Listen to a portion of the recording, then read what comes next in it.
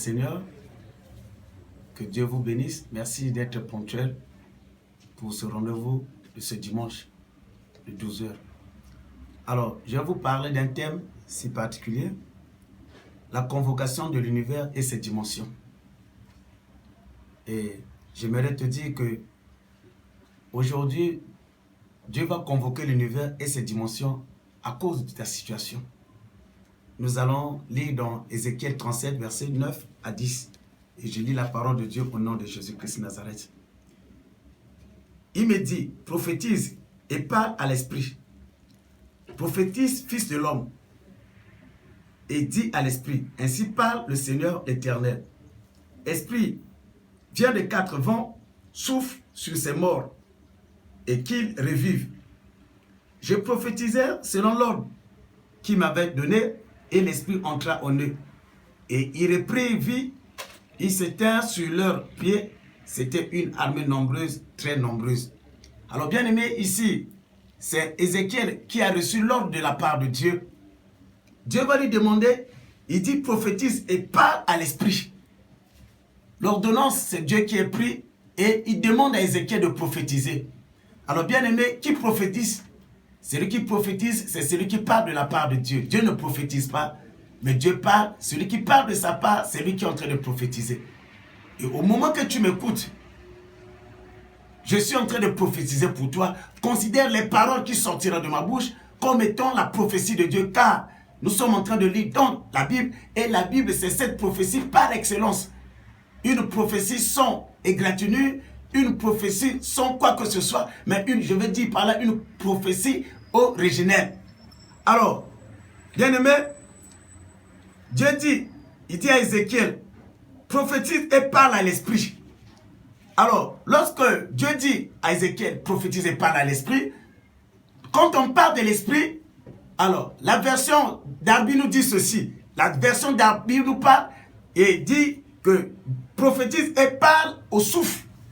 Et lorsqu'on parle du souffle, le souffle, selon 1 Roi chapitre 10 au 6e verset, c'est la respiration. Donc, tout ce qui respire, et c'est la Bible parle du souffle. Donc, ça concerne tout ce qui respire. Comme la Bible dit, que tout ce qui respire loue l'Éternel. Au moment que je parle, même les animaux, même les oiseaux, même les plantes, parce qu'ils respirent. Et ce message s'adresse également à tous ceux qui respirent. Alors, écoute ce que je dis, ça c'est dans le sens propre, mais dans le sens figuré, Job chapitre 12, verset 10, nous parle du souffle et comme étant la vie. Et la vie étant comme un cadeau de Dieu. Quand tu respires, sache-le que cette respiration, c'est la vie que Dieu t'a donnée. Mais Job dit que c'est un cadeau que Dieu a donné, nous a donné. Alors j'aimerais dire à quelqu'un, si tu es le cadeau de Dieu, Dieu t'a fait le cadeau de souffle de vie qui peut s'opposer à toi. Et raison pour laquelle il dit, prophétise et parle à l'esprit. Je suis en train de parler à tes détracteurs.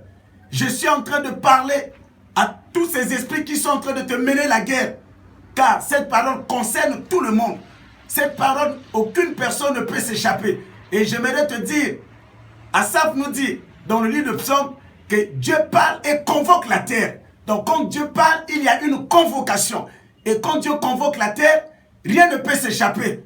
Et j'aimerais encore te rappeler ceci, lorsqu'on parle de l'univers, l'univers ici c'est la surface du globe terrestre. Et nous avons dit que la convocation de l'univers et ses dimensions. Donc l'univers c'est la surface du globe terrestre. Et quand on parle les dimensions, une dimension c'est la grandeur réelle de quelque chose. Alors donc quand Dieu convoque la terre et quand l'univers est convoqué, rien ne peut s'échapper, y compris même les ingrédients, tout ce qui se retrouve dans l'univers. Pourquoi cette convocation? Dieu a compris que, bien-aimé, tu as été torturé, tu es en train de passer par des moments difficiles. On s'est moqué de toi. Les gens ont commencé à t'insulter, à te dire, où est son Dieu? Il prie comme s'il ne priait pas. Nous ne voyons pas ce Dieu qu'il parle chaque jour. Mais Dieu convoque l'univers à cause de tes situations. Alléluia. Dieu convoque l'univers à cause de tes problèmes. Dieu est en train de dire aujourd'hui, à partir d'aujourd'hui, finis la récréation. Dieu veut prendre la décision pour te dire que les choses doivent changer. D'où il a utilisé Ézéchiel pendant ce temps. Mais aujourd'hui, il m'utilise. Il me dit, c'est ce que la Bible vient de nous dire. prophétise, fils de l'homme. Il dit, ange, prophétise sur mes enfants. Je suis en train de prophétiser, toi qui me suis sur le lit de l'hôpital, toi qui me suis depuis dans ta maison, toi qui me suis, c'est pas là où tu te retrouves, que tu sois en Afrique du Sud, que tu sois en Inde, que tu sois en Chine. Je dis que ta vie doit changer, que les choses changent. La Bible dit qu'ils vous feront la guerre, mais ils ne vous vaincront jamais. Aucun esprit ne pourra nuire à ta vie. Et la Bible dit que Dieu permet que certaines choses peuvent nous arriver. Mais c'est l'Éternel qui en délivre. Même si tu as parcouru des moments difficiles, tu te retrouves sur le lit de l'hôpital, peut-être atteint de corona, peut-être par une maladie incurable, et que cette maladie soit mystique, je déclare qu'à partir d'aujourd'hui, cette maladie doit te quitter au nom de Jésus-Christ. Je veux dire à quelqu'un, tu ne mourras pas de cette maladie. Je veux dire à quelqu'un, tes situations ne vont pas t'emporter. Alléluia. Le Jésus que tu as cru, le Seigneur qui m'envoyait te prophétiser sur toi, tu ne mourras pas, c'est cette maladie qui va mourir. Et je t'apprends qu'un esprit peut mourir. Un esprit peut connaître la mort. Lorsqu'on le jette dans les temps de feu, son activité est paralysée. Il ne peut plus faire pas en arrière pour entreprendre quoi que ce soit. Je déclare, la maladie qui est en train de t'agacer, l'esprit qui est en train de te poser des problèmes, l'esprit de célibat, tout ce qui est en train de détruire ta vie, au nom de Jésus-Christ, je fais plier tous ces esprits. Je fais plier cet esprit qui est en train d'agacer ta santé et je le jette dans les temps de feu au nom de Jésus-Christ de Nazareth. Je suis en train de dire à une soeur, je suis en train de dire à un frère, accroche-toi à Jésus. C'est lui qui m'a ordonné de prophétiser sur toi. Je vais prophétiser, mais c'est important que tu puisses connaître ce Seigneur. C'est important que tu dois l'accepter dans ta vie comme Seigneur et Sauveur. Car après cette prophétie, tu dois continuer ta marche avec lui. Car il a dit que sans moi, vous ne pouvez rien faire. Je suis venu seulement te présenter qui est Jésus. C'est lui qui m'a envoyé. Il dit prophétise sur ma fille. Prophétise sur le bien-aimé qui est en train de passer des moments difficiles. Car il ne me connaît pas.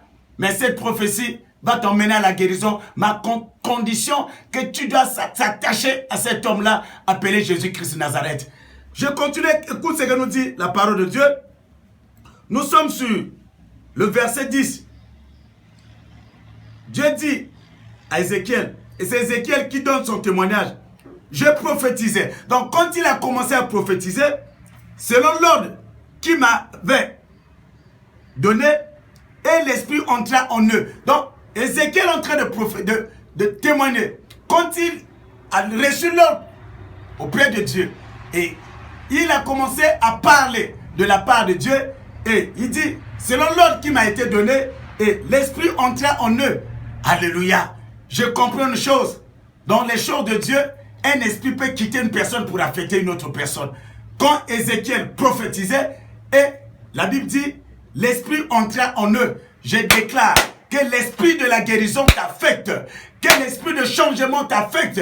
Et si tu ne craignais pas le Seigneur, mais que l'esprit de la crainte de Dieu soit avec toi au nom puissant de Jésus-Christ. Toi qui se droguais à tout moment, que l'esprit de drogue te quitte. Toi qui se masturbais, que l'esprit de la masturbation te quitte. Car Ézéchiel a dit, quand je prophétisais, l'esprit rentrait en eux. Que l'esprit de la vérité puisse entrer en toi. Que l'esprit de changement puisse entrer en toi. Que l'esprit de miracle du Seigneur puisse entrer de toi. Que l'esprit de Dieu t'arrache. Que tu ne sois plus l'esclave de la drogue. Que tu ne sois plus l'esclave de la sorcellerie. Que tu ne sois plus l'esclave de tout ce qui était en train de dominer ta vie. Car avec Jésus, nous avons la victoire. Bien-aimé, voilà ce matin, c'est que Dieu a voulu que tu puisses recevoir. Je déclare la fin de ton calvaire et je prophétise sur toi. La Bible dit que mes enfants seront toujours la tête et non la queue. Et toi qui occupais la position de la queue, je déclare le changement en toi. Que la fréquence soit changée et que tu puisses prendre la position de la tête au nom puissant de Jésus-Christ. Et la Bible me dit que croyez au Seigneur, toi et ta femme, vous serez sauvés. Par ta foi, que les choses changent dans ta famille. Par ta foi, que les choses changent dans ta maison. par ta foi. Que les choses changent dans tes études. Par la foi, toi qui avais la perte de mémoire et tu étudiais, rien ne rentrait, tu ne retenais plus rien. Que la perte de mémoire te quitte au nom puissant de Jésus-Christ. Béni sois-tu, Père. Que l'honneur, la gloire te soit rendue. C'est toi qui as voulu que ce message soit parvenu à ton peuple, aux bien-aimés qui me suivent de partout dans le monde. Alors j'aimerais, avant de clôturer avec cette prière, j'aimerais que tu puisses recevoir, prendre la décision de recevoir Jésus-Christ dans ta vie comme Seigneur et Sauveur. Dis avec moi, Seigneur Jésus, à partir d'aujourd'hui, je m'engage personnellement de te recevoir dans ma vie comme Seigneur et Sauveur personnel. À partir d'aujourd'hui, que tu sois le maître et le guide de ma vie. Je cesse de servir les maîtres que je servais et je prends la décision d'être ton esclave au nom puissant de Jésus-Christ. Amen. Que la grâce de Dieu vous accompagne. On se retrouve la semaine prochaine. Merci. Jésus vous aime beaucoup. À la prochaine.